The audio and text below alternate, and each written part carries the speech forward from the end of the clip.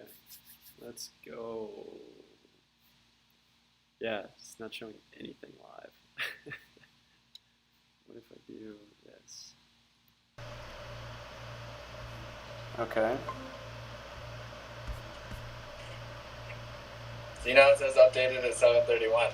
So it's like every time you log in, it updates it, but it's not like broadcasting. It's not. Oh, we got audio? We got audio. Perfect. Hey, so it's actually going. It is going. So if I go to this, transition. Okay, so it's not picking up this. Nice. There's definitely a delay. Nice. Alright, That's gonna broadcast. Okay, good. Okay, I know how to make it happen now. Oh, I should transition this over again. It's kind of cool. People, we have sound. This is good. We got sound. We could even get a shot of me in the camera. That's gonna kind of work, but we'll go back to opening image here. Well, okay, the screen is now black. Yeah, I had to deal with that for a moment, but I gotta add a sound source to that black screen, and again, I'm not sure why that's not working, but we're onto something for sure. We're making it work. Oh, I can see you on there now. Yeah, Nice. so it's kind of cool. I wish I could like screen share. I guess I could over this, but yeah. One sec here. I'll get that microphone going. It's a good thing we teach people how to do stuff like this. Oh yeah, I know, because we're absolute wizards at it ourselves. Okay. It's okay. I never actually tell anybody that I'm the one who's going to do it. I always just tell them that they're the one who's going to do it. Yeah. They have the skill, not me. That's the whole thing. I'm skillless. I'm going to transition to this. Yeah, so it's on the window capture, but I don't think... You're sounding tiny. Tinny, maybe. Yeah, well, I think the audio that's being picked up, and maybe... You know what? Let's go straight through the thing, because then it'll pick up your... Yeah, okay. I'm going to try that. Yeah, I'm like a pretty loud talker, too. Yeah, no, it's... It'll be something else here. Okay, let's try something else. Add audio input capture. So it won't pick up my screen either unless it picks up yours, right? So what I'm curious, it should pick up, so I'm just going to go to my computer audio, and then that should be,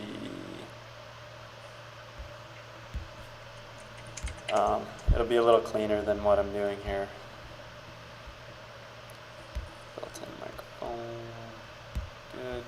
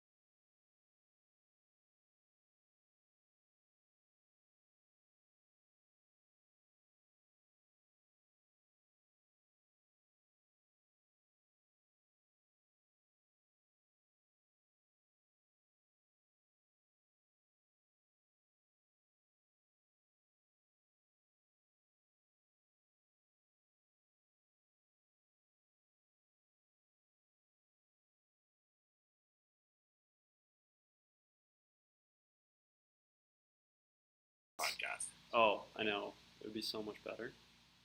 Yeah, it would be. Okay.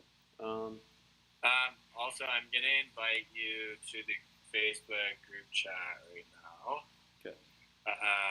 For conversations with Daya. Nice. And Cordell. We're all in a group, and so we get on calls and stuff to chat about that. So, yeah, that sounds good. Actually, do you want to...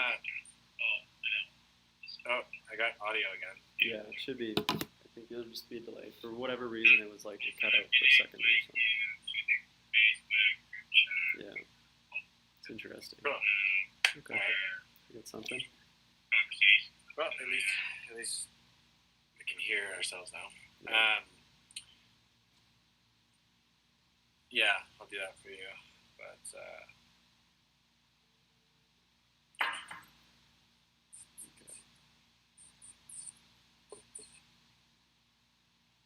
wow, there's a lot of conversation going on here. Yeah. Are you? Is this conversation in the?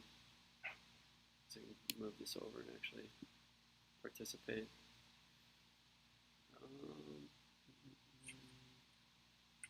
Sign into it.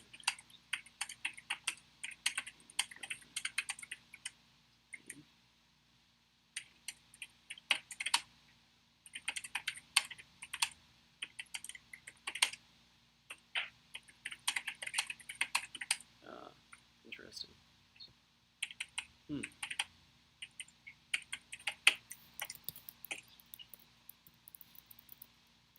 Is it still working? I think so. Yeah, okay. It's just sorry, I'm going radio silence here. I'm just like checking my Facebook messages. I know. I was like, hey, good thing everybody would have tuned in tonight to watch us work at our desks. Yeah, honestly, that's kind of what this has turned into. Just I'm excited for when we start bringing in guests. Like, I want to bring in guests. I think part of the reason why I wanted to do this so badly is because I just have this. I think when I went to broadcasting school for those few years, I started to I gained a little bit of knowledge on how to like ask the real questions and stuff like that, and I just didn't like the idea of like working for like a network. Yeah, I would never be able to report like I feel like the news I would want to if I was working as a news reporter, especially right now. Yeah, and I think the beauty of like the time that we're in is we can do this. We can literally do this, and we can talk about whatever we want. And well, and I mean, realistically, too, the audience right now is like our family. Yeah. But in however long, who knows what the audience could be. Mm-hmm. And once we've got some funds to invest more into this podcast, it'll get better and better. It's just about putting in the work right now, right? Yeah. Just like anything, and if we focus on this and make it a priority, it will. It'll pick up, and I have no doubt about that. It's just going to be about making sure that we're talking about the stuff that matters, like exactly, and the stuff that our guests care about and what their knowledge is, right? But I'd love to also just I'm excited to like get to know a little bit more about you in terms of what just like your story, because I mean, there's a big gap between. I'm not seeing your video anymore, by the way. There's a big gap between, when we went to high school together, and when, and now when I reached out to you when I first started my company. Absolutely. And I think there was a lot of stuff that happened in between. Obviously, we both feels like I've lived a full lifetime in between high school already, just because of all the shit that's happened. Tell me about it. In the last 10 years, man, it's just been unbelievable. And me personally, having a lot of stuff change in my life has really affected things and just who I've become, and a lot of the motivation as to why I wanted to get into this type of stuff, right? Yeah. I think it's interesting, kind of seeing obviously where everybody goes, but how and I have this conversation with my grandpa regularly, but it's kind of there's often divergent and then convergent thinking with so many different things. We probably, if I was straight out of high school, we tried to do something where we collaborated together. It's like our minds had just not come to this conclusion yet. And, Yeah. But like we kind of had to live that what feels like a lifetime for us to come back around. Well, and for me, what I'm finding too right now, like that's playing into what I do and how I'm helping people, especially just my private clients. And I had a client last night talking to me about how, you know, I'm 27 years old, but she was telling, you know, I have a client starting next week that is a mutual client. And so she was talking to him, and she was like, "Yeah, he's 27 years old, and my client that I'm picking up next week is he's in his 30s." And she was saying, you know, he's 27, but when you talk to him, like you wouldn't know that he's that young because of, you know, the advice he's giving, and it helps that way. But what I'm like, the reason that was so important to me is because I'm literally like, I feel like I'm not doing anything different. Right? Like I'm just doing what is coming natural to me, and it's really making a difference for people, and it's making an actual difference, like more of a difference than, you know, according to them, than they've had in years, and that they've seen. And like these are people who've dealt with real trauma in their lives, in a couple of these cases with some of the clients that I have in terms of physical and all kinds of stuff, right? And it's incredible just to see the mindset and their attitude turn around, and how they just can look at their life after, you know, just a week with me together, and however many hours we spend on the phone, talking to them about their real problems and the stuff they've been through, and watching these people just open up to me with like their life story and all the worst things in their lives that have happened to them. And it's just honestly, it's like a blessing to be able to have that connection with people, and I just have that ability, right? Like I can, if you're open to me and you're not like standoffish and a dick and just like pushy away, fine, great. If you want to be a dick, that's awesome. But I'm not going to waste my time. Like I'm not gonna give you know, my attention to people who don't want it, right? So if people need help and if they want that help, then I'm more than willing to talk with people. And it's just nice to actually know that it makes a difference in their lives, and people who need it is the biggest part of it, right? Like just growing up, I think we both lived in this weird zone because there's this weird small town thing that happens in every small town in Alberta. I don't know about other places, but it was certainly here, where it was like, you know, you have all these different demographics that you see in the city, but there's so much smaller of a population, and it's almost like cliques, right? So you have people, you have people that are low income, you have people that are high income, you've got rich people, you've got poor people, you've got, you know, like one or two gay people that live in town, one or two black people, right? Handful of like Asian people that live in town, and then the rest of the people are old white people, and then some young white people. So it's like every demographic that you could think of, all just living in this tiny little mixing pot. So you see, you know, the same kind of trends and stuff like that you see in major cities and major populations, but on like a small scale level. And I think one thing to like add to that too is it's not like because it's such a small scale, it's like all of these different demographics are almost forced to come together. You know, if you think about like any of the sports teams we were ever on, it was like we were part of all of these demographics, and you didn't have the option to not be, because otherwise, you know, you didn't have a team, right? So it was interesting, and I mean, in that sense. You can't, like, I won't like ignore the underlying, you know, tones that happen in small towns either. Like I saw my share of racist shit, and I'm sure you experienced your share of racist shit, even though, you know, like you don't talk about it, and you wouldn't express it, you know, normally. Like I couldn't, by knowing you, I wouldn't be like, oh, here's a guy who's been through a lot of shit because of the way you carry yourself, right? Or handle yourself. But I'm sure you've been through your fair share of stuff and have your experiences and stuff like that, like everybody does. You know what though? I was kind of in a different position. Like, you know, looking at me, you would never think, oh yeah, he was the darkest person of his age group in his school. Like, nobody would think that. It's like most people think I'm Italian, right? So it was, I've had this conversation with Kira multiple times where it's like we never really experienced any direct racism. But well, because you're a quarter Jamaican, correct? Yeah. So, and Kira looks like she looks even less Jamaican than I do. But we never saw like the direct stuff. We just saw kind of this ignorant, loose wording of it. Like, just people were unaware of the fact that they were even being racist and saying some of these Well, things. and I guess here's a question for you.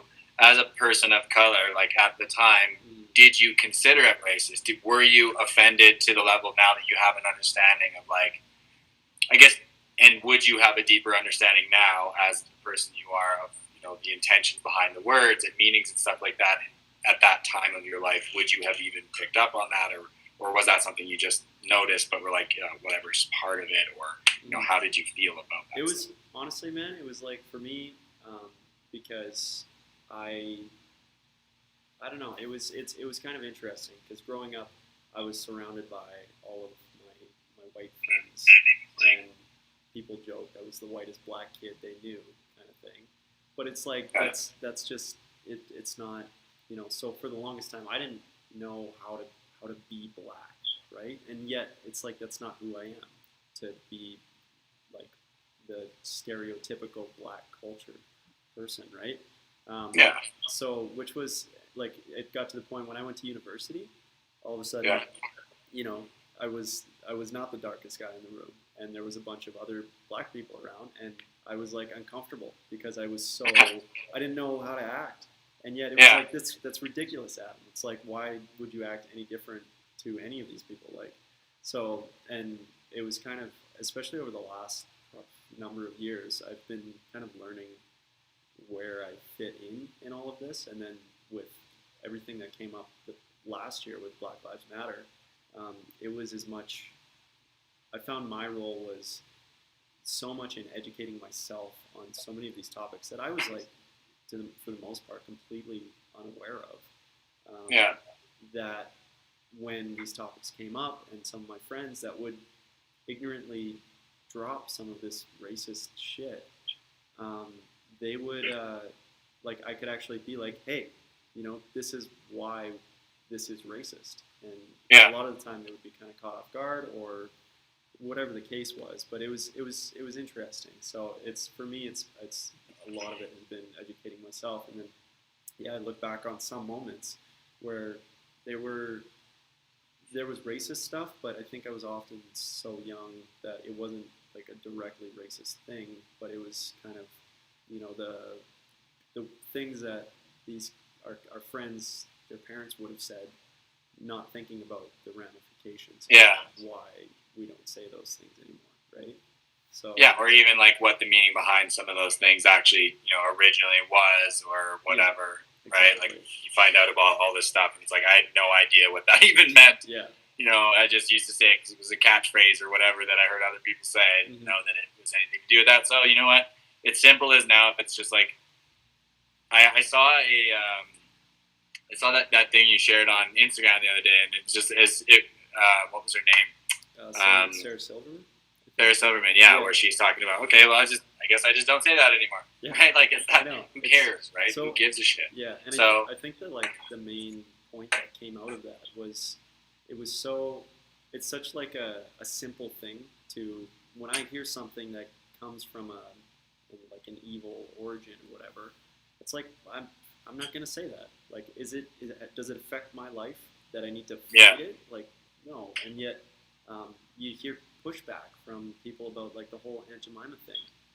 It's like, does it really? I'll be honest with you, man. I buy about 2 bottles of syrup a year, and I don't even know if I buy Aunt Jemima anymore. Yeah. So I don't know. But it's not going to affect me to the point where, like, I care, right? Yeah. Like, I remember having Aunt Jemima on my pancakes when I was a kid. Yeah. Do I give a shit if they change their logo? No, it doesn't affect me at all. Yeah. It's their product, right? Let them do what they want. Yeah, that's the reality of it. And even for people that buy it once a month, they eat pancakes every other day. whatever.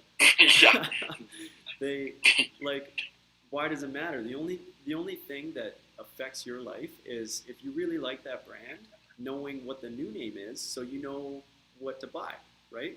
Like that's Yeah. literally the only thing. And yet there's a pushback, and it's like, why is there that pushback? So I don't know. It's interesting. Well, there's pushback because people resist change, right? Like I think too, and I think that honestly, so I do a lot of study on my own time, and I do a lot of observing, right? Like that's just I'm just a naturally observant person, and I like to observe from the middle ground. So I don't like to put myself in like the right or the left, whatever the stance is at the time. I always try to stay in the middle because typically, when you think of right or left, you always think of the radicals on both sides. Yeah. So then you come in from a little bit from there, right, into both sides. But typically the best point to be for most people is somewhere around the middle of those two extremes, right? Mm-hmm. So whatever those two extremes are that are navigating right and left, I feel like the majority of people fall somewhere in the middle, right? Mm-hmm.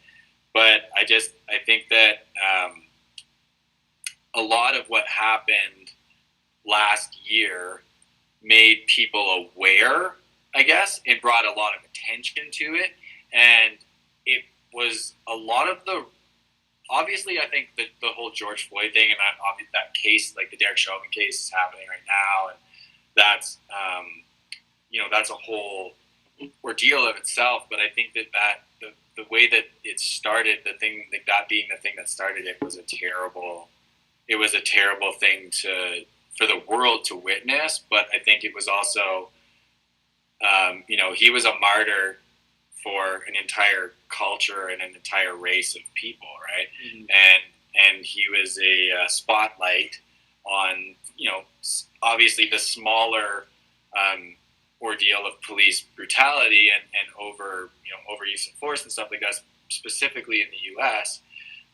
But what bigger picture it shined a spotlight on, from my perspective, was just the overall plight of the black man and plight of colored people, right? And just how much of a disadvantage people of color actually have still in today's society, where I remember growing up as a kid in Sundre, and my business partner and best friend was one of the three black people in our school, right? Growing up. And he and I didn't realize at the time, I was like, oh, slavery was forever. And I'm, 13 at this point in my life or whatever I was. But I remember watching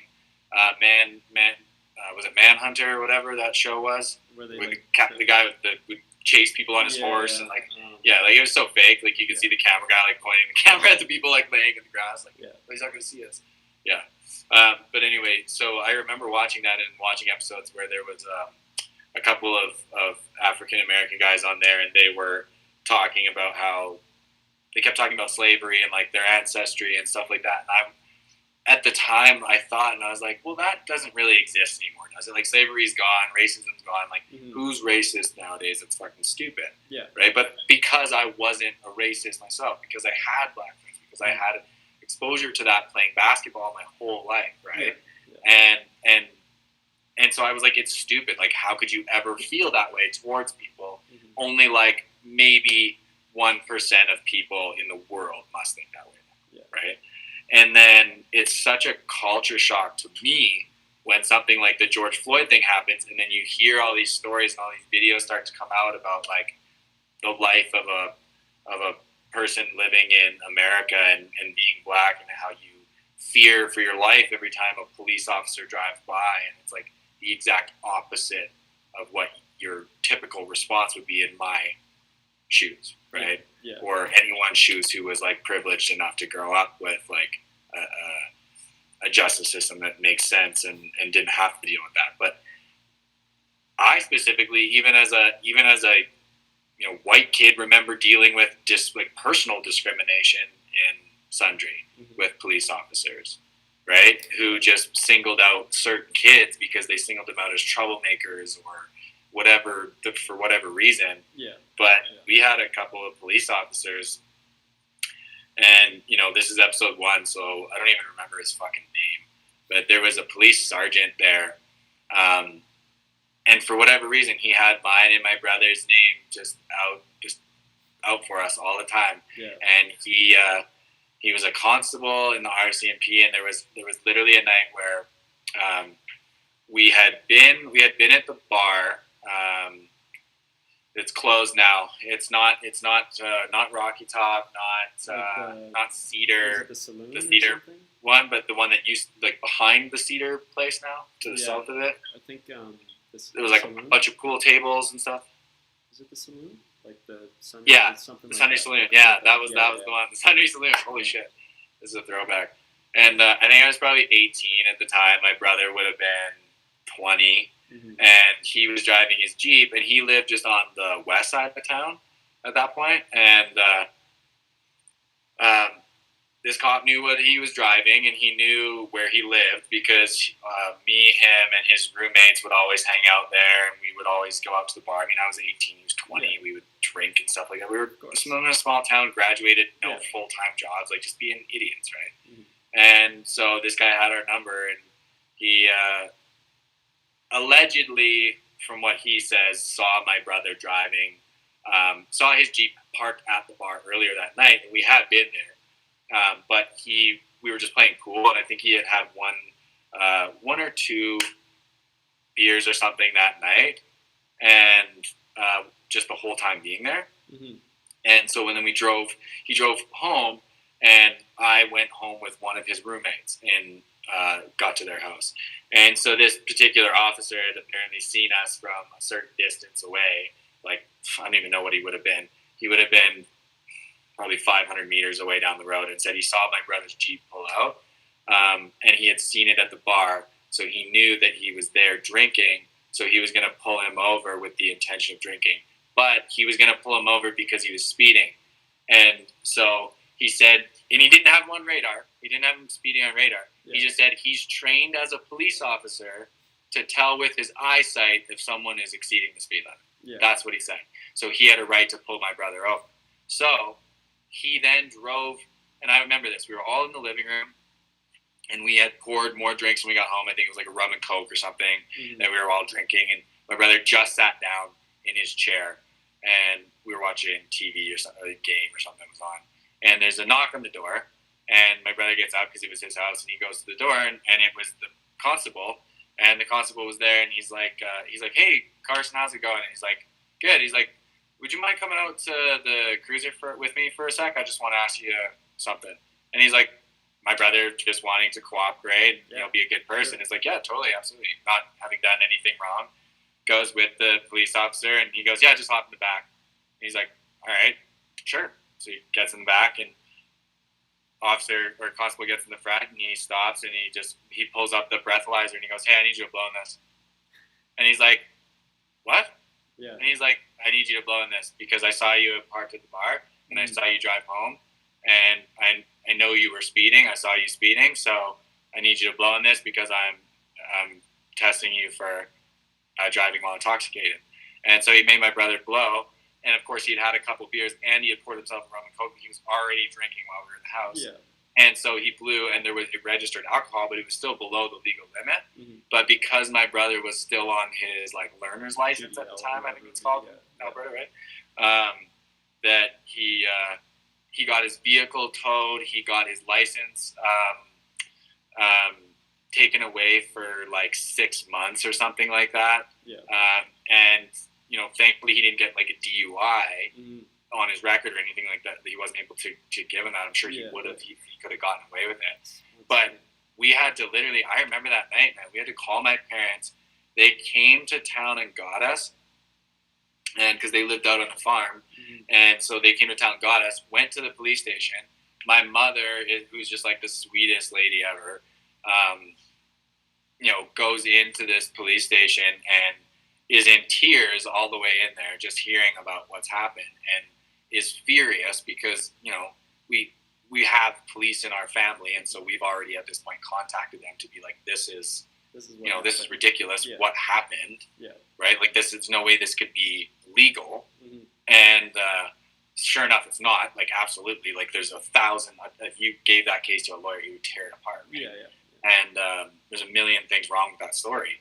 And there was no justice done. We went there, and my mom said, "I want to talk to to the officer in charge, and he's like, I am the officer in charge. Mm-hmm. And she said, you're not allowed to do this, you're not allowed to do this. And sure enough, he was like, yes, I am, yes, I am, yes, I am. And basically, what are we supposed to do? There's nobody that we could call. There was nobody at the time that we could ask to talk to him. So, I, as a kid, am watching this, at that time, I would have been 18. I'm watching this, and it's just here now is me developing this, hate for the police too, because I'm like, why is he doing this? He's just doing this to us for no reason. He just doesn't like me for being me. And there was multiple occasions where that same police officer had stopped me when I was with people. Later that same year, I was at a gas station, the fast gas in town, with a girl who was at one of the house parties we were at. I had just met her that night, but she was DDing, and I wanted to go get something from the gas station. Mm-hmm. So she drove me there.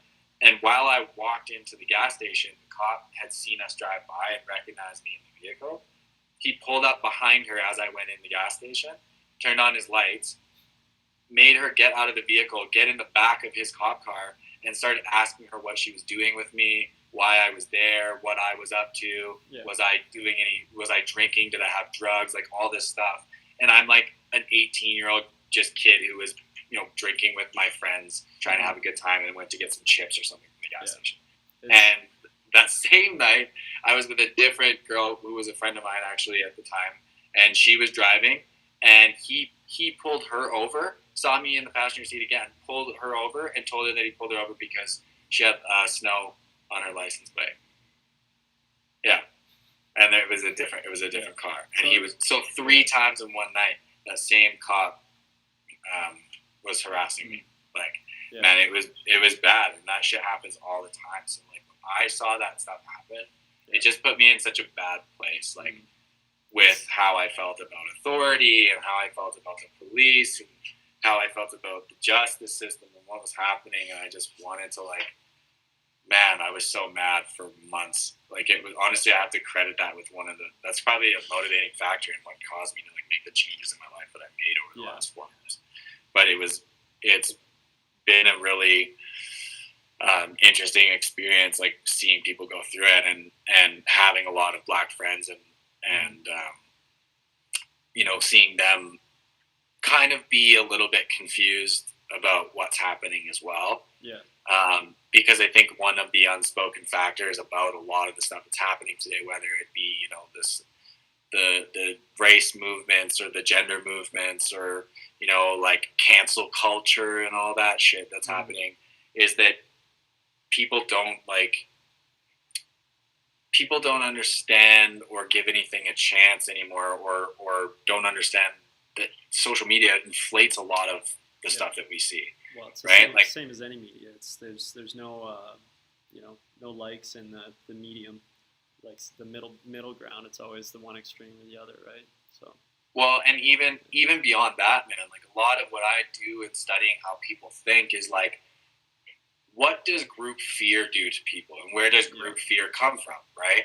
Well, group-based fear comes from a mass amount of people receiving information that is not providing them with enough information to give them information on how to deal with things, right? So you see a lot of hate culture and cancel culture and fear culture over COVID and all this different stuff, but you can boil it down to the individuals in that group and go, why are you a part of this group? Why are you adding to this? Well, let's look at your background, right? Look at what you've been through personally and how you're influenced by social media. You're influenced by the things that you're seeing. And I was curious because now I'm just seeing all of these different things pop up, right? I personally, because of what I've been doing the last 4 months, have been avoiding the mainstream media and social media, in terms of just general news, right? About COVID or anything like that. My girlfriend's a nurse. She'll keep me up to date with anything I need to know, right? She's out and about. She's always on her phone. But I'm just going to live in my world, right? And so I started to see all this stuff on social media start to pop up about these attacks that are happening on women in Calgary, right? and everybody's saying like all these things are happening, and yes, there was cases that were reported on social media that were true, absolutely, like, and that were horrible, absolutely horrible things happening to these women, right? And but I also saw a report from the Calgary Police that said, you know, there's no to their record, there's no increase in attacks, like reported attacks or anything like that. It's all the same still. And that got me thinking, like, well, what about the Asian hate movements and protests and stuff like that? And yes, absolutely, this is no denying that there are people who are ignorant towards Asians and everything to do with coronavirus and all the stuff that Trump said and all that kind of shit, right? But I think a very small percentage of people are stupid enough to feel that way or have some reason to. That I thought, well, what is the actual the numbers experience of the people that are, you know, protesting this stuff and stuff like that? Like, I don't deny or doubt their experiences at all, but like when I ask my black friends about Black Lives Matter stuff, and I'm like, here's this whole movement happening, and it got to the point where we saw like the largest marches in the world supporting this, which was amazing. But I had to talk to my friends and be like, you know, what has your experience been? Because I, as a Caucasian male, want to make sure that I'm doing the right things and acting the right way and saying the right things and not putting people in a bad position, right? Or making them feel uncomfortable in any way. And it's interesting to see that, you know, they acknowledge the fact that they've all had their experiences, you know, but like you, it was like, you know, I experienced that, but I don't let it affect me daily, or I don't think about it daily, or I don't, you know, I don't experience something every single day. But at the same time, now that we're aware of that, people are going to be inclined to help more, which is good. And in those certain times when there is a disadvantage because of your race or your skin, people are now giving those people the benefit of the doubt and the advantage because of that, right? To try to hopefully make up for, not make up for it, because that's the wrong word, but to try to give a chance where there hasn't been before, and even things out a little bit, right? But it makes me curious about the level of like truthness and the level of hype behind a lot of these movements, right? And a lot of the actual experience, right? Like, out of the X amount of Asian people that live in Calgary, how many of them have experienced true hate because of their ethnicity, because of their color, right? Not that there hasn't been any, but I'm just wondering what the actual number is, right? Is it as bad as they think? Are there this fear mongering of like attacking women downtown, and you can't walk alone, and everyone's got pepper spray and knives, and here's how you get home safe now, right? Like, because all these rapers are out there. Well, it's fuck, man. It's like, well, if there's not an increase, all it is people just started putting it on fucking Instagram.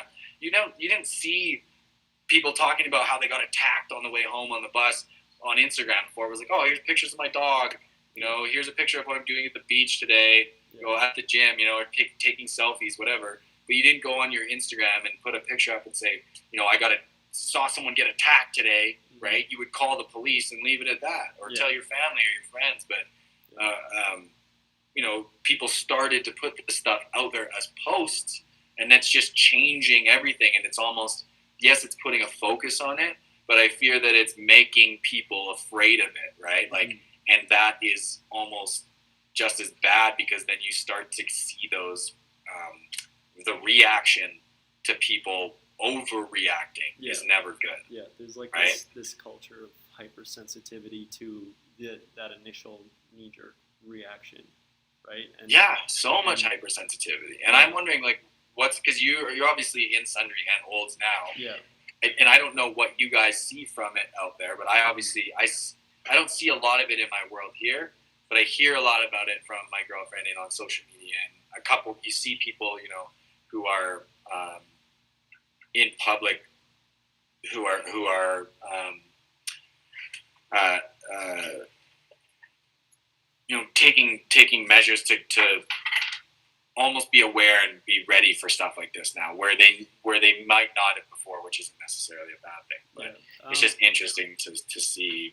Yeah, I would say it's kind of hard, because like I've been as with most people, I think we've been trying to keep it to ourselves, and I really don't interact with that many people on a daily basis. So, on a physical level, I just don't see it because I don't see people, but you do see like as much as I try and avoid it, it's kind of, at some point it's inevitable you're going to come across stuff, but these like really strong reactions, especially, when we talk about the new restrictions that just came out, it's very much. What were those new restrictions? Because I actually haven't updated myself on them. It's basically back to like phase 1 or whatever. So like no more takeout, or only takeout dining, like that kind of stuff. Like no more dine-in for restaurants. Really? When is it active? I think Friday. So. Oh, I was gonna say I just went for wings earlier tonight.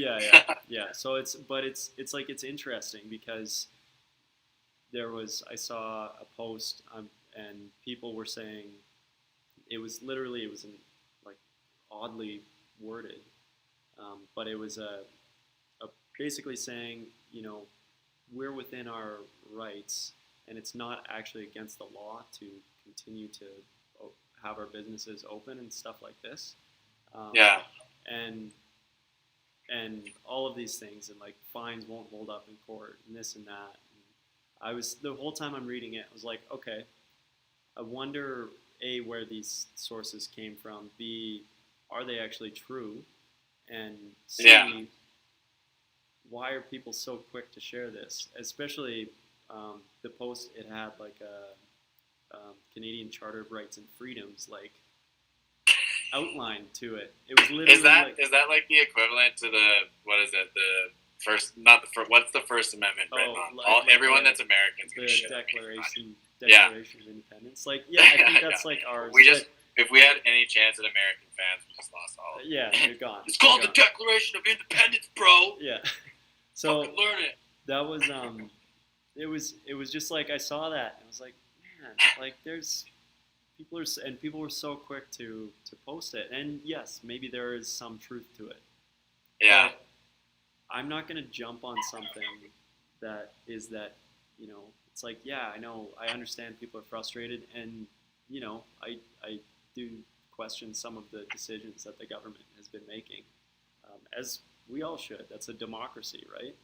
And I just, sorry to interrupt you there. I just think the big reason that like I started doing what I did, and the reason I reached out to you because of your initiative, is because I think more and more people need to realize that we have to stop relying on the government for everything, man. Like the government has never provided, in my entire lifetime, I've never seen the government provide a solution where every single person was like, hell yeah.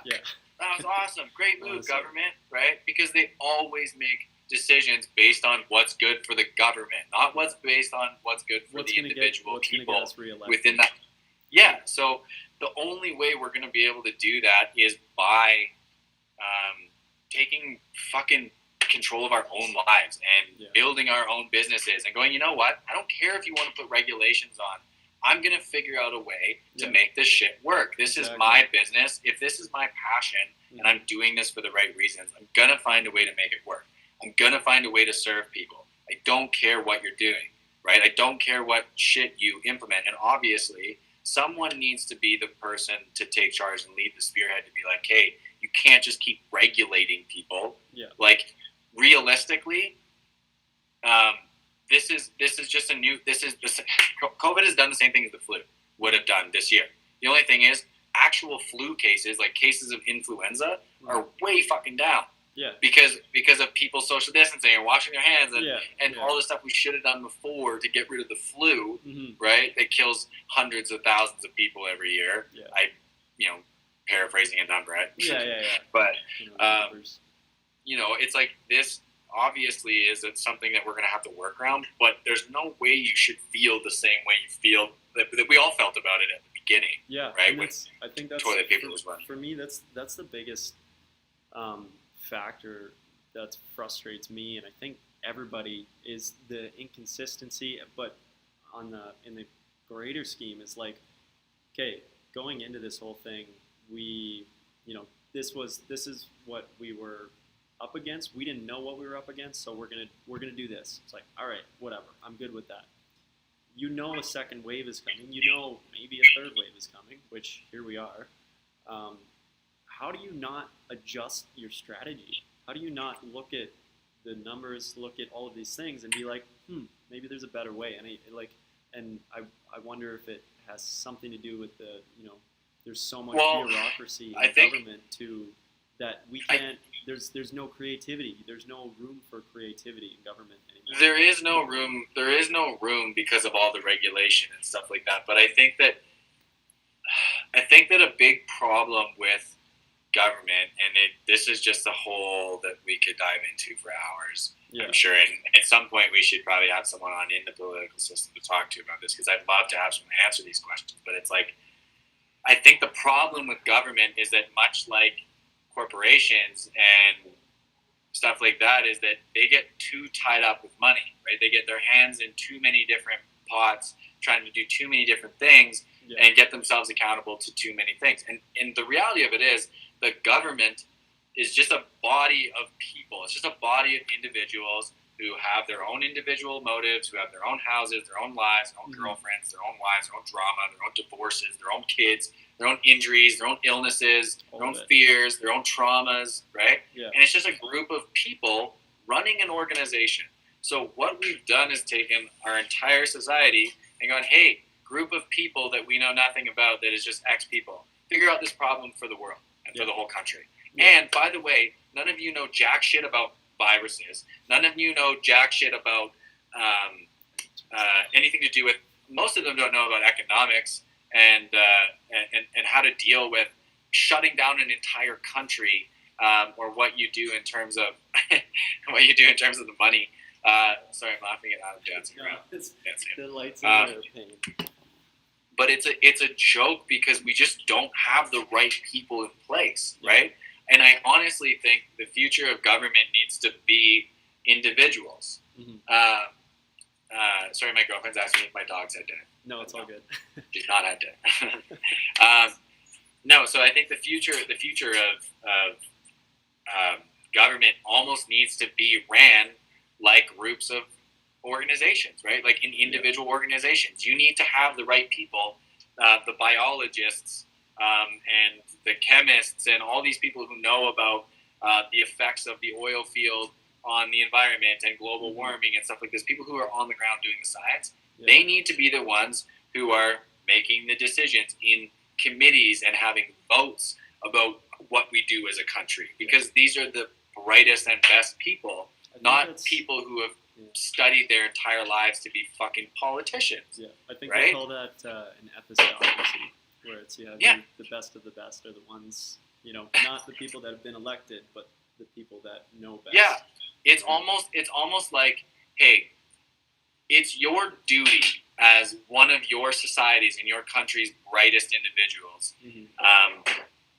to make sure that you lead in the field that you know the most about. And if there's a crisis in that field, you should feel obligated to do that. And we should feel obligated as a society to go, you know what? This is clearly the right person to deal with this issue. They know a shitload more than I do. So I'm going to stay off my fucking keyboard and stop posting all my bullshit, share stuff on Facebook and telling everybody what I think we should do about the coronavirus. Instead, I'm going to let the people who deal with it and comparatively know the risks with coronavirus and say, hey, yeah, you know what? I guess, really, if you look at Florida, being completely open is not such a bad thing. Yeah. So if people are willing to risk it, they're allowed to fully open. And if people don't want to risk it, then they can wear the precautions, sanitize, wear a mask, do this, do that, have COVID-friendly places, right? If people are concerned about it. It's just like smoking areas. Yeah. First it was a smoking area, then it was outside. Now there's no smoking within like 30 feet of an entranceway, right? Yeah. So there's ways around it. We can work with it. It's just a fucking issue. Mm-hmm. It's just a problem. It's not something that the world needs to like collapse over. It's shut down over, and the people that make those decisions are just getting pressured by the people who have no idea what they're talking about. Yeah. So, and the thing about going down that route is eventually, the algorithms start to know better than the people do.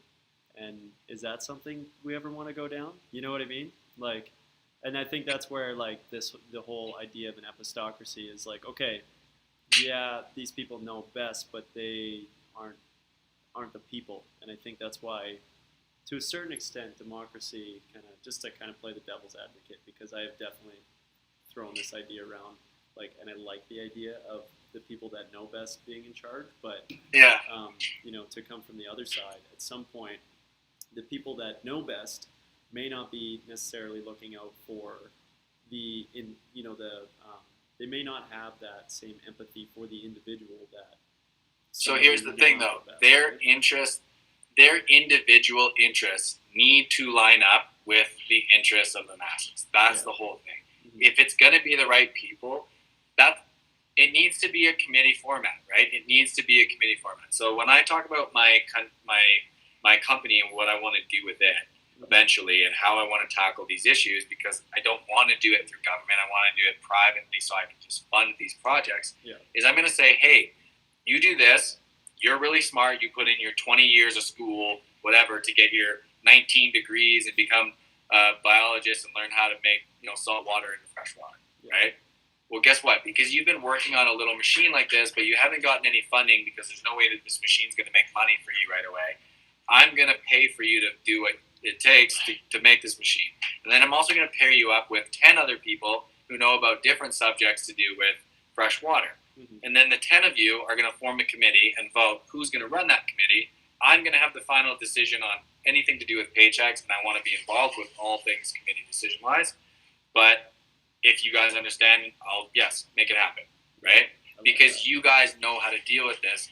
Our company will pay to solve the problem, but if you do this, we're going to pay you. Everybody wins. Mm-hmm. And we're solving a problem for the world just because I'm sick of fucking hearing all these issues about why people don't do that.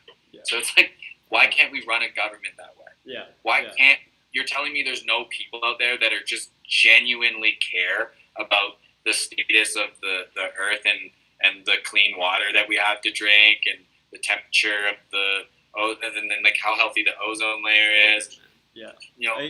There is people out there. I can tell you that because I am one of them, right? And I've met them. I think so.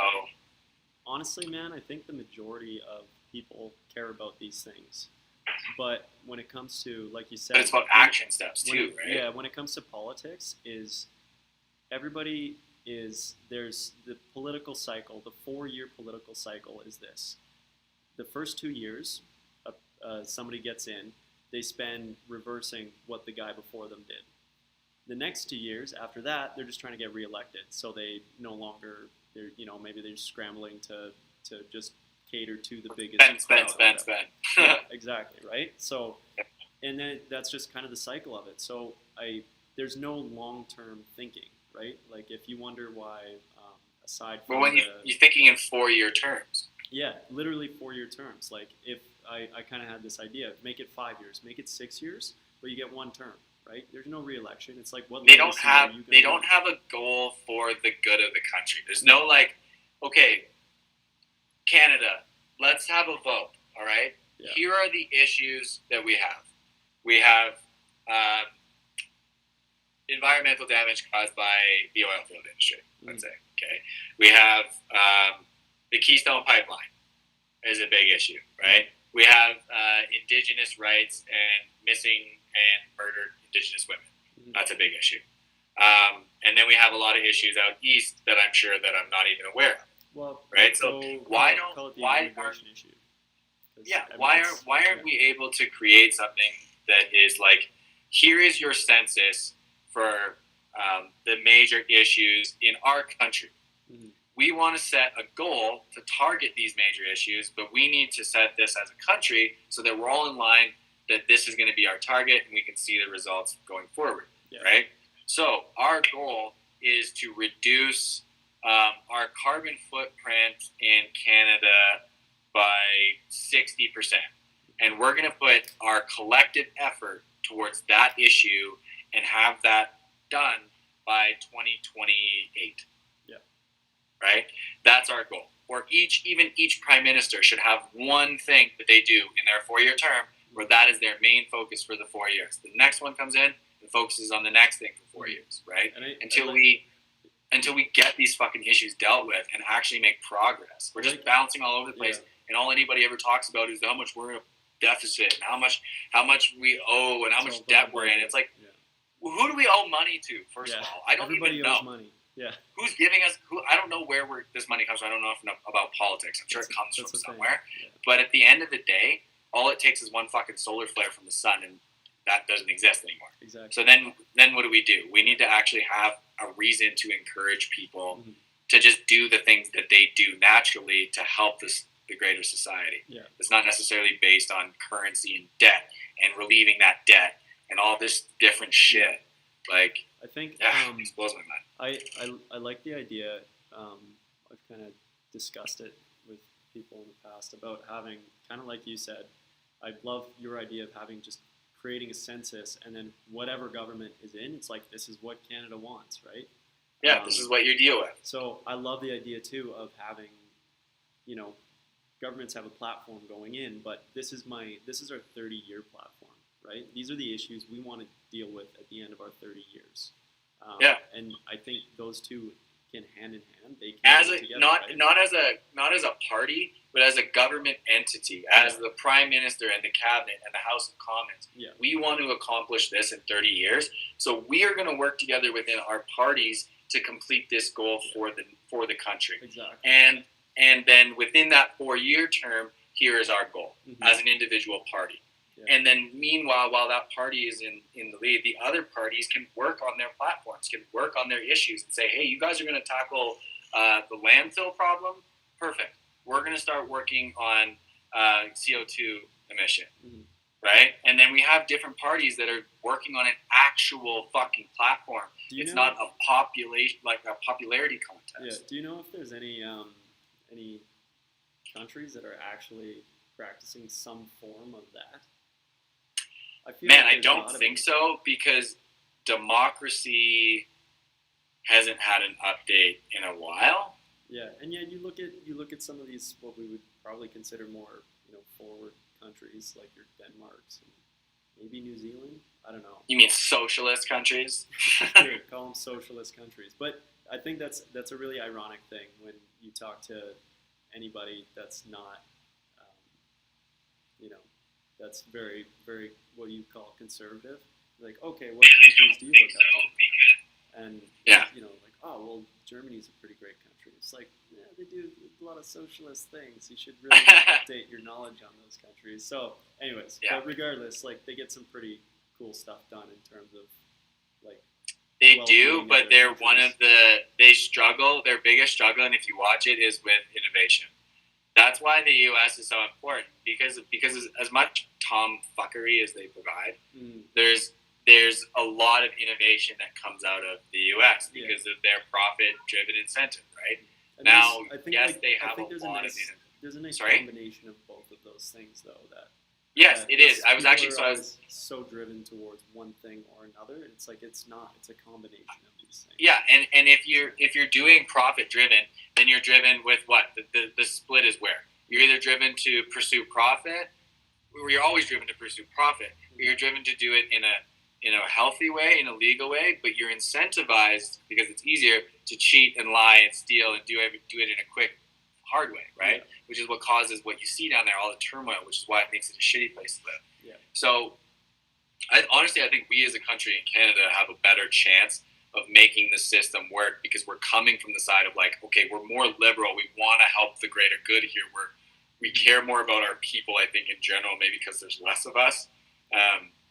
And we have to deal with such shitty winters together. But, lights out, hey? Yeah, always. Well, it was good, like when we started. But, sorry, I was just saying, I think that we have the best chance, honestly, as a nation to have an advancement in government, right? Like, realistically, we've seen the growth of democracy slowly over the last bit, but we've been doing the same thing. And this is a principle I apply to the fucking course, right? Like, if you don't try to make your product better, the product in this case being the government, the system, how we operate, the way we vote, the way that we engage our citizens, right?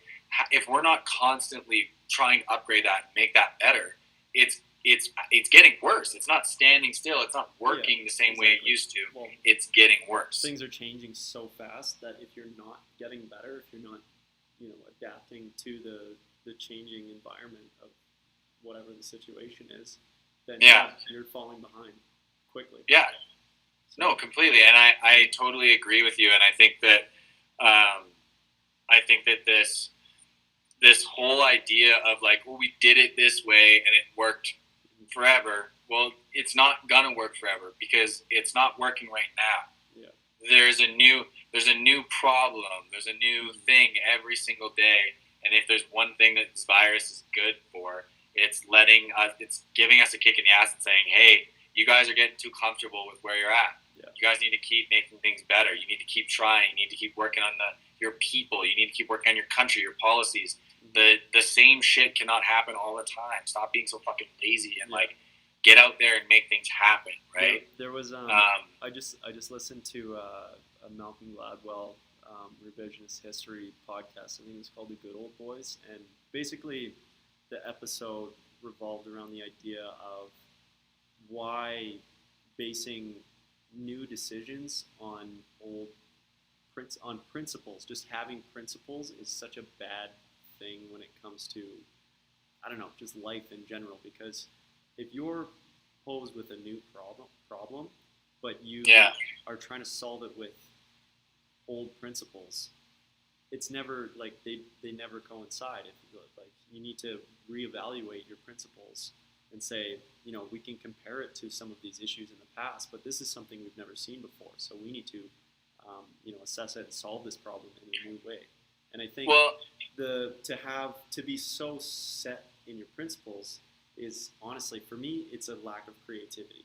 You're not able to move outside of those, and you're not. And I'll offer you a different opinion to that too. And I'll say that because from my point of view, a lot of the reasons that people make decisions like that, like to stick to these point of views and to not change their point of views, they don't even realize why they're doing it, right? And that's what I start to uncovering people is like, these people are so passionate about these things because it's their beliefs. And what they've done is they've become so engulfed by social media and mainstream media and people that they hang out with that are like-minded to them, and fear-mongering and all this different shit, so that their belief system has become their world, right? You see the same thing in a lot of trauma victims, right? That trauma defines them as a person, defines their life, right, in a lot of cases. And that's understandable in a lot of things. And with stuff like COVID and social media issues, you see this, but what people don't understand is that your beliefs are not who you are. You're who you are in your present moment, in your what you're doing around you, right? So if your beliefs about COVID are allowing you to affect your behavior, your attitude, your actions, and you're responding the way that you are on social media, and that's who you're becoming, is your belief about whether or not you should wear a face mask or not. The second that somebody challenges that belief, they're challenging you.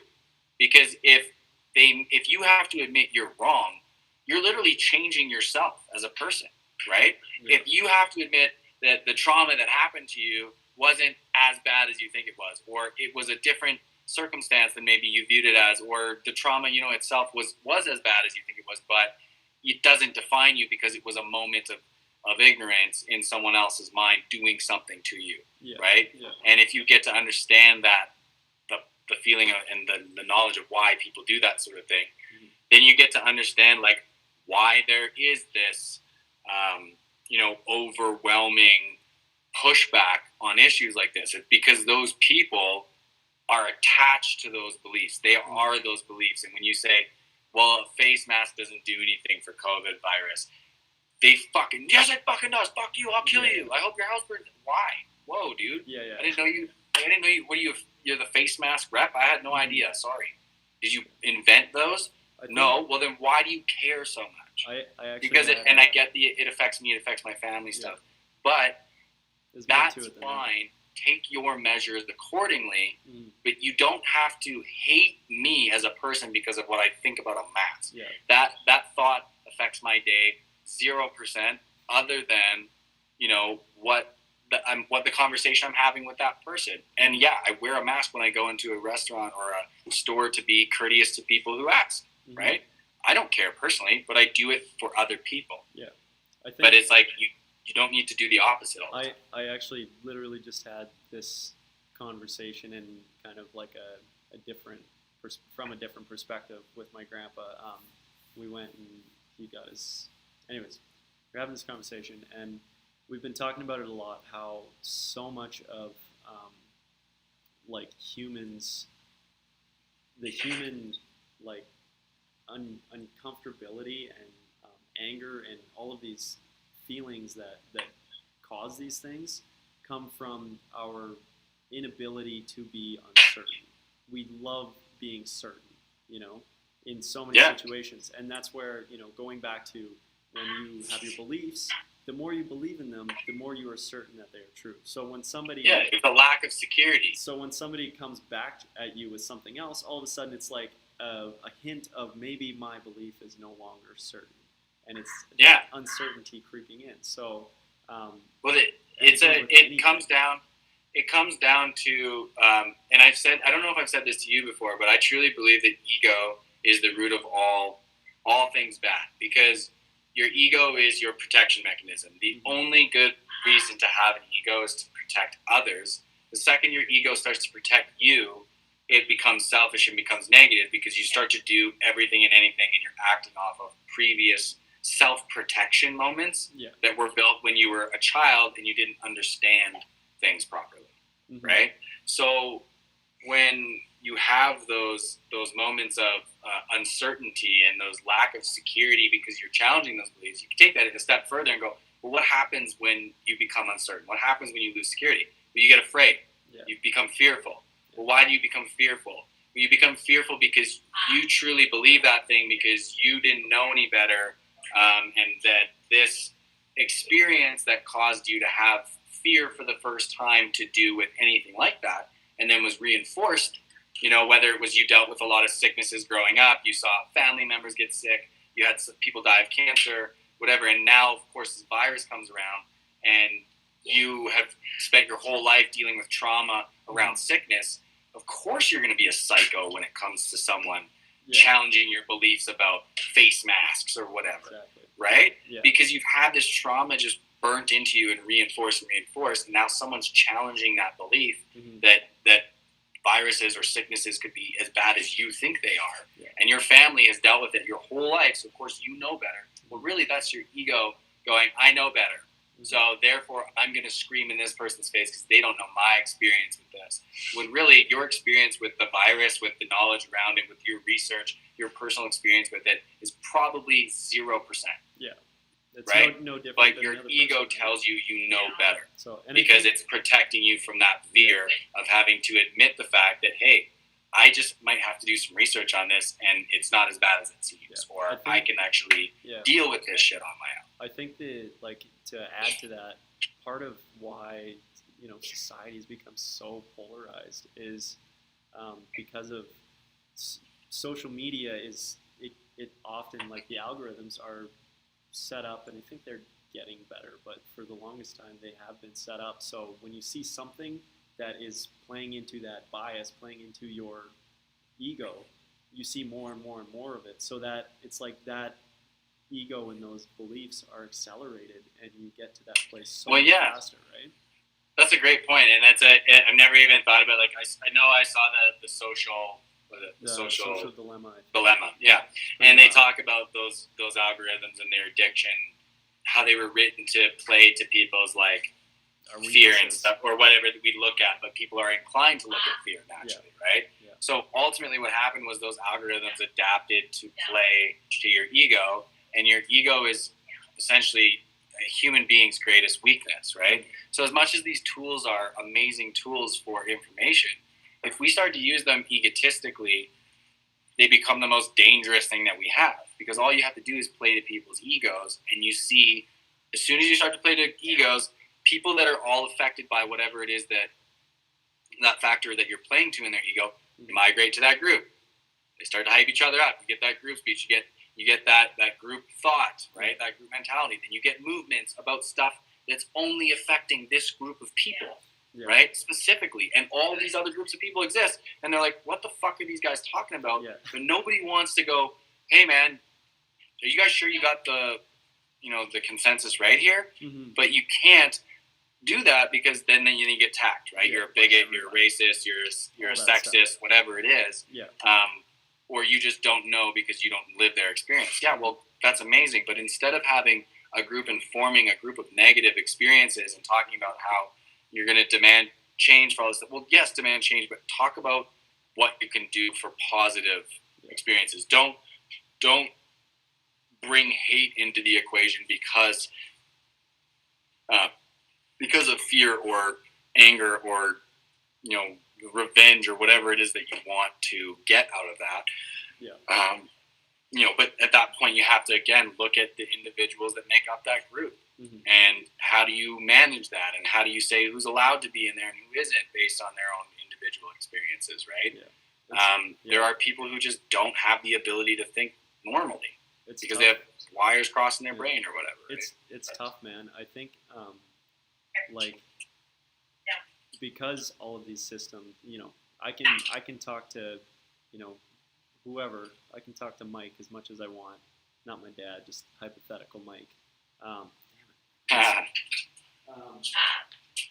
It's a good thing there's no video on this recording. Oh, I know, it's brutal. I'm gonna have to set up something, get Fritz running around, whatever. But yeah, if I can talk to Mike all I want, but no matter how much FaceTime I have with him reinforcing that positive, it's never going to be the same amount as that negative ego-feeding news feed that he's seeing every time he looks at his phone. 4 hours a day on your phone is going to, outweigh anything else. So, which makes it really tough.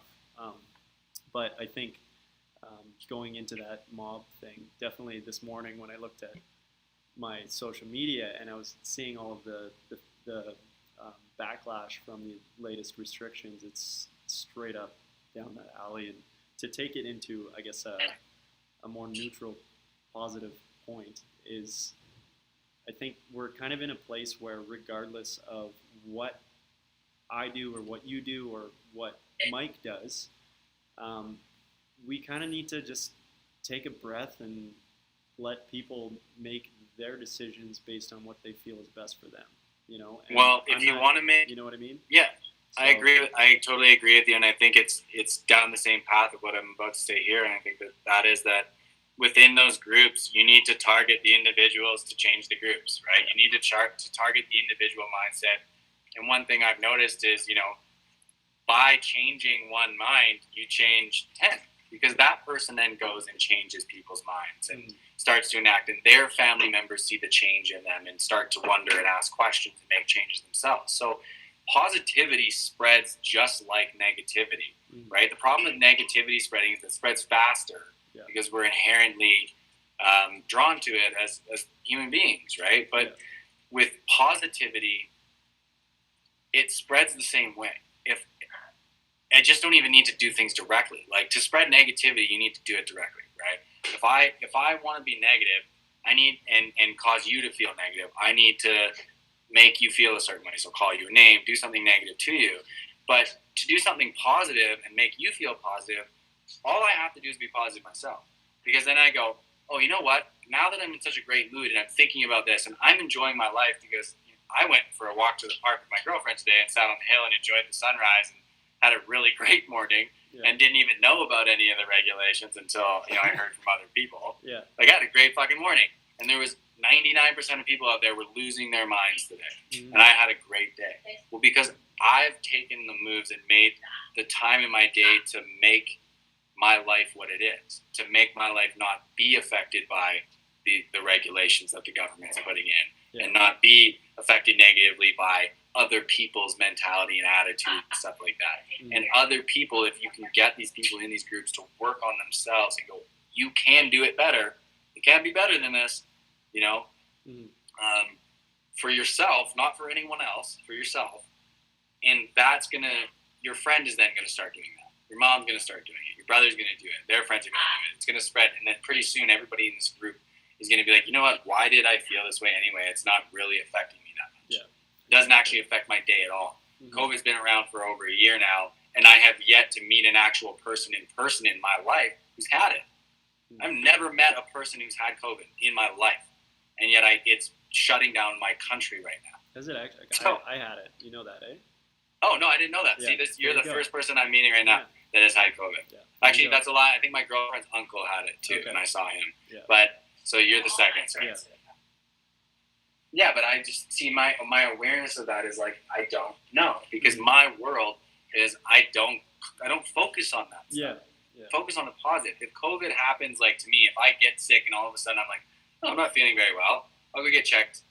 It's COVID. Oh, okay, that sucks. Well, Yeah. now I have to deal with this, right? But if I talk to my girlfriend and I'm like, oh yeah, I don't hear anything about it. I'm focused on what I'm doing for work. I'm focused on helping people with their own issues Mhm. and not thinking about COVID or anything like that. It doesn't affect me. Yeah. The regulations don't make me feel negative. I don't have the urge to get up and look at my Instagram first thing in the morning to worry if my life is changing or not because I'm focused every day on changing my own life. Yeah. And No. everybody's capable of that. Yeah, I think it all goes back to that, having the awareness to realize these thoughts in the moment and realize and understand whether they're going to affect your life or not and make those decisions based on those thoughts, right? Yeah. And it kind of, I guess to touch on that uncertainty thing again, so much of that, like when it comes to the COVID thing or the restrictions or whatever, people, they need to find meaning, and that's why we need, something's uncertain, so I'm going to put a story to this and give it meaning, which gives it certainty. And yet the only certain thing in life, really, aside from, death and maybe taxes, is uncertainty. Like, it's just inevitable. There's so many things that we don't know, and I think going back to that is like, if I can be okay with things being uncertain, be okay with, the fact that these things are going on, and just focus on what's in my control, focus on. Well, you learned it. We talked about this in the course. You learned this shit. And what's that called? What's it called when you don't rely on the risk and the uncertainty? What are you thinking about? Where are you operating from? If you're not operating from a standpoint of risk and fear and doubt and worry, where are you operating from? I forget the term for it. I've never been good. It's really easy. It's a 5-letter word. No. Faith. You're operating from faith. Mm. You're operating on faith that it's going to work out for you. It doesn't matter. I can't explain it to you. I don't know how to explain it to you. But I'm operating on the faith that I'm not going to get COVID. Yeah. Right? Well, So I just don't think about it. yeah, and regardless And of that, so far, yeah, it's worked. And I haven't changed anything in my life. yeah, regardless of that, it's like Right? whether I have faith that I'm not going to get it or that I'm going to get it. It's like I have faith that I'm still going to live my life. It's still going to be a good life, regardless. You can have faith in your fear.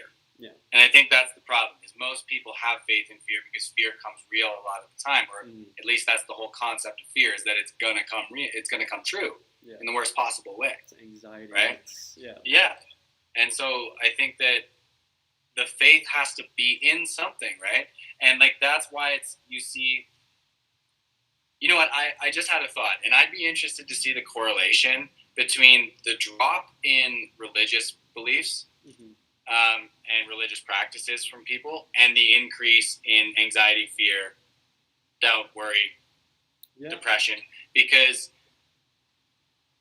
as much as I don't love a lot of what any sort of church and religious groups have done in history, because everybody's let it go as bad as possible, Yeah. they had the secondary benefit of giving people the faith in something that they needed to not make all of our decisions based off of risk and fear. Yeah. So now what that's done, in my theory here, is that because of that, the only people who excelled over the last little while the religion aspect was dropping and anxiety and depression and fear went up, were people who were willing to succeed through that fear and succeed through that doubt and worry. People who took actual risks, right? And then the people who cheated because they didn't want to risk. They wanted the sure thing, which the only way to get the sure thing was by cheating and lying and stealing, right? Mm-hmm. So a lot of people excelled at that. But you give people the faith in something. Let's say more people start to believe in Christianity again, and therefore they have God looking out for them, right? Or you hear a lot about the spiritual but not religious movement thing that's happening right now, right? And I think there's no entity in that. It's just a consciousness or the universe that is supposed to be this thing that you have faith in. Yeah. And if you have faith in that thing, it gives you the ability to go, there is no logical reason for me to make this decision. But the faith in the universe or the faith in God or the faith in Allah or whoever is there, this existing body consciousness, allows me to make this decision because I trust my gut instinct that it's the right one, even though I can't explain it to you or put it on paper, right? And somehow, when we make those risks, we take those moves, those are the ones that pay off for us. Those are always the ones that pay off for us. You hear about all the people who make it big and become successful and it almost always starts with a risk, right? It almost always starts with a risk. Have you ever met someone in your life who's gone, yeah, man, I quit my job and I went to start my own company. It's always been my dream and I just worked really hard at it and it didn't work. So I had to go back to working for someone else. Yeah. I don't think I've ever heard those words come out of anyone's mouth ever. Well, the odd time that it would, it's not a story you share with people either. So. And I bet you, and I would love if someone hears this and wants to talk to us about it, it's like, well, I have a story about doing that. Mm-hmm. I would love to talk to that person because I'm like, I bet I could pinpoint exactly where you went wrong in that. Yeah. I can tell you exactly where you went wrong, why it didn't work for you. And because all we have to do is figure out where you gave up. Yeah. Find out where they gave up, find out why they gave up, and then you find out their fear, their paradigm that caused them to quit. Yeah. And you go, that's why you didn't succeed. Because you didn't challenge that belief. Mm-hmm. Yeah, and I think, too, going back to, like, the, that correlation between success and faith, I think I've always thought that religion, like, I grew up Roman Catholic, and I've very much gravitated away from that and pretty much all other religion, but I still, there's so much value in having hope and faith that's why religion is and was such a powerful thing for so long, is because, especially for when you think about somebody that's in poverty, if I can have something to believe in, then even, especially if it's free, if there's this story that I can believe in, or whether I believe it's true or not, if I really believe in it, that's what's going to get me through, right?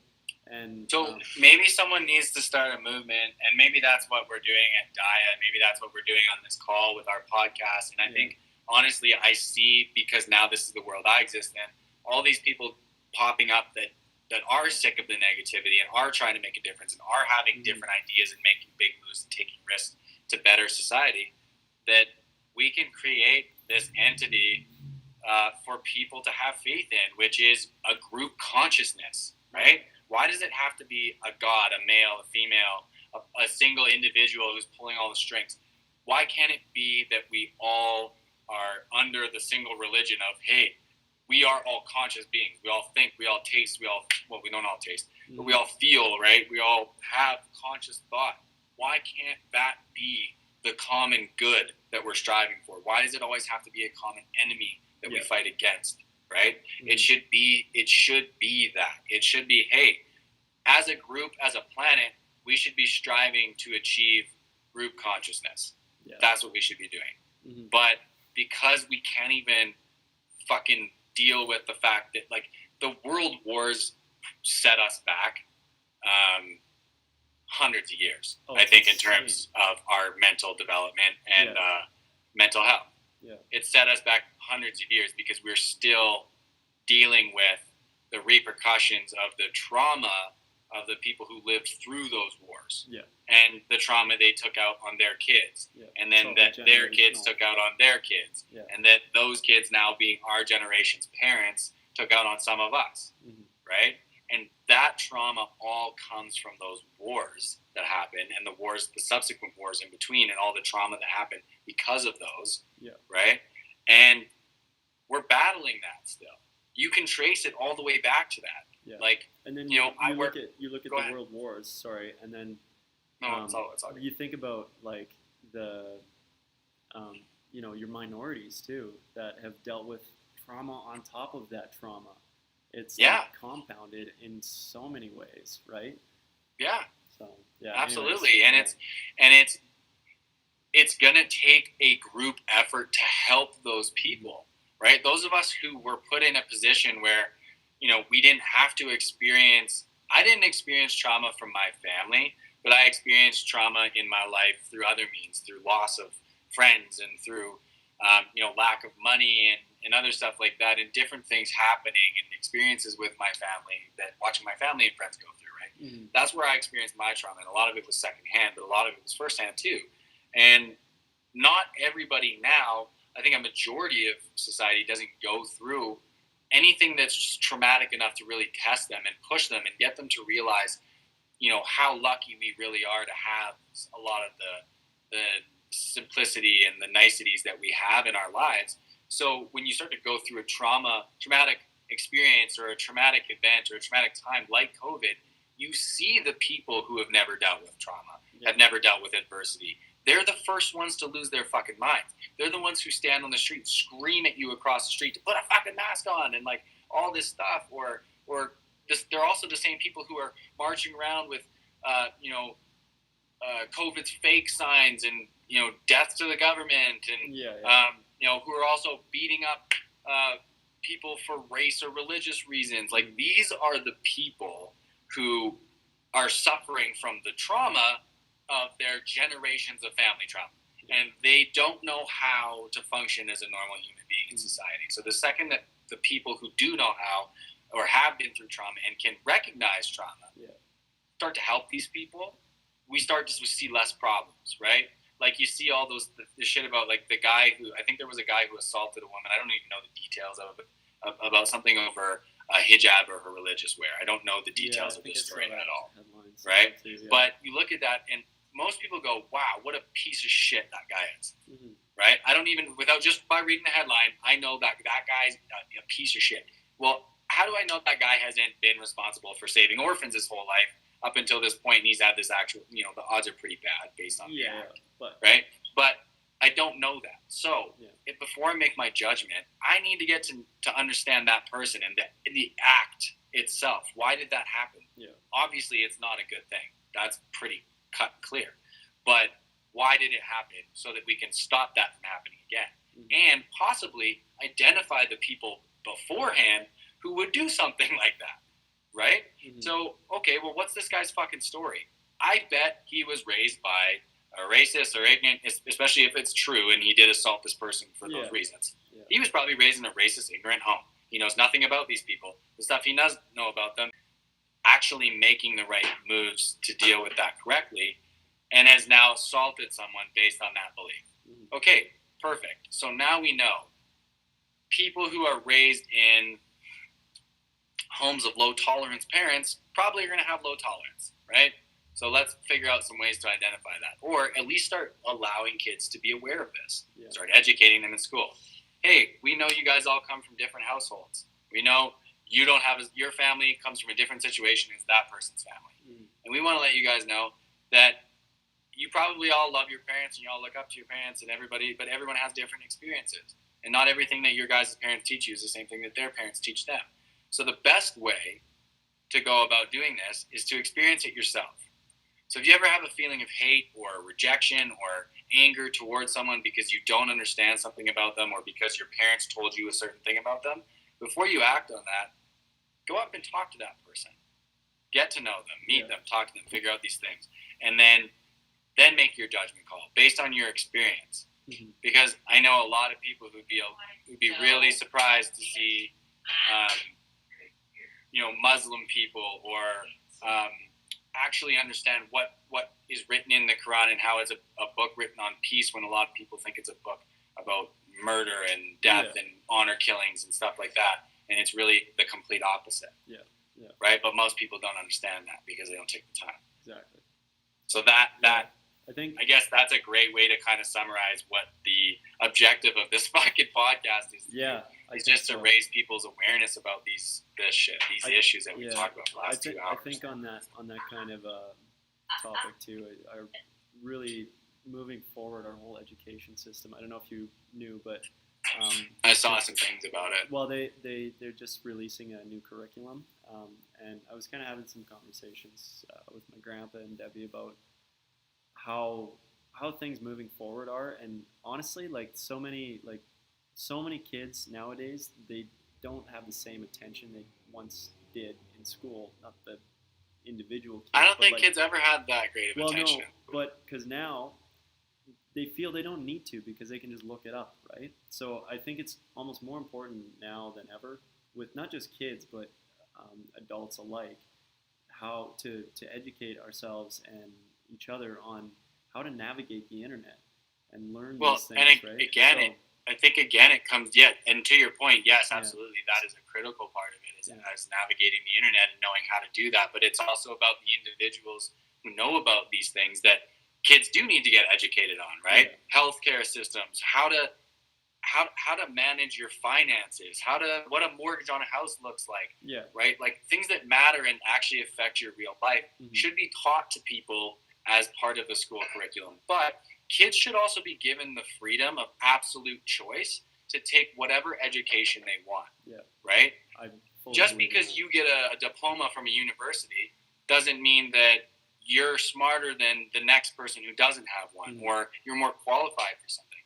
You just took more particular schooling from a curriculum on a certain topic or certain topics. Doesn't mean you're more knowledgeable in those topics. That guy might have dropped out of high school and read nothing but books on fucking chemistry and physics and all kinds of stuff his whole life because he just didn't like what he was learning or how he was learning it, and he knows 10 times more than your professor who was teaching you in university. So, and right? I think, as much I love that concept too. I think we could get into education on the next episode or something. But man, there's so many ideas for guests and stuff. I'm sure I'm gonna find a guest for next week, and I'll bring it up. I'll bring it up to you. I'll send you an email, and then you can announce it to everybody. Sounds good. To wrap around to what you were saying before on that, though, is I think along with navigating the internet and having new choice education, there needs to be that interpersonal relationships. That's not, you don't learn in the schoolyard. It's actually taught to you, like you were talking about. So I think it's part of what the program that we're working on is doing, right? That's another advantage of DIA. You could use DIA as an online platform for kids to go through and say, what groups do I want to join? Which of these groups I want to get educated on? Do I want to learn about carpentry? Do I want to learn about social media? Do I want to learn about tech? Do I want to learn about a trade? What do I want to learn about? It's all on here, written by this person. I can see their credentials, what they've done, who they are, and they're going to teach me how to do this because I want to learn about it. Right? Cool. This program that we're working on, if we get this thing in front of the right person, man, it's just going to be the biggest opportunity out there. And for people who go, it's Facebook. Well, it's not Facebook. It's completely different. And I'm not the person to explain that on this because I'll absolutely butcher it. But as the girl who wrote it can explain that a million times over, why it's different than Facebook and how much better it is, and why it will never end up being that same thing. The major part being there's no fucking ads. Right, we get by that by not being free. If you want to use this, you have to pay a subscription. It's $20 a month. $20 a month for something that's going to give you more opportunity than any tool or device out there does currently. Right, and all we need to do is get the awareness, get people on it, and say, hey, join up for this. If you're looking for employees, we connect you. If you're looking for employers, we connect you. If you're looking for jobs, teaching, coaching, training. I said the same thing 5 different times there, but whatever you're looking for, it'll be on there, Mhm. and it's up to you. You don't need someone else to walk you through it and tell you what you're going to learn and all this different shit. It's totally up to the individual, Yeah.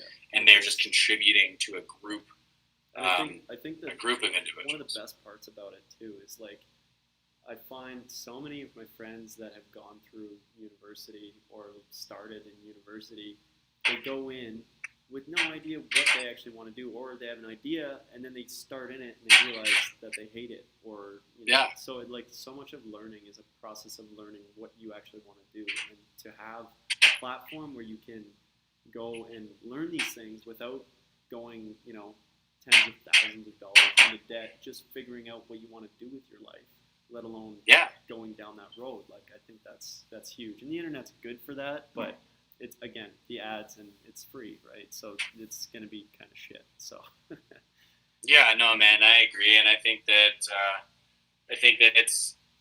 it's for sure something that we need to talk more about, and I think I want to get people on this that are going to be able to answer those questions, or at least if they can't answer those questions, I'll be able to be like, why can't you answer those questions? Yeah. Why aren't we able to It's answer all those about the questions? why. Right? Yeah. I'm gonna take that as a sign that your lights keep Yeah, going up too. I think so. So we'll wrap this up. Yeah. Great Well, first call. I think You know, so. we If lost, I'm anybody- pretty sure, our only viewers, which is Yeah. awesome. Well, But, if anybody tunes in, like, thanks for sticking with it and listening to us ramble. And I know the next one we may actually have some video. We'll see. We got a And week- 10 years week to down the figure road, it out. hopefully people can go back and listen to this and One day we can sell And, we can sell and this episode get one something as from it and laugh about how terrible our first episode was. Yeah, episode one and sells as an NFT for $100,000. Yeah, exactly. Okay, cool, man. Yeah. Awesome. I'm looking forward to re-listening to this, but I'm gonna start working on that guest for next week, and hopefully we can get that rolling. Yeah, hopefully, I think over the next little while I'll try and figure out how to get this set up. Well, obviously tomorrow we've got a thing coming up with Veronica Reist, and should be able to get it figured out. But yeah, We do, or No, you no, guys do. It's like at the beach here. Yeah, it'll be on this channel, so we'll see how that Oh goes. yeah. Sorry, I thought you meant you had a meeting or something. And I Yeah, was like, no. I didn't get invited to a meeting. Yeah, no, it's all good. Yeah. But- Okay, awesome, man. Sounds good. Cool. Well,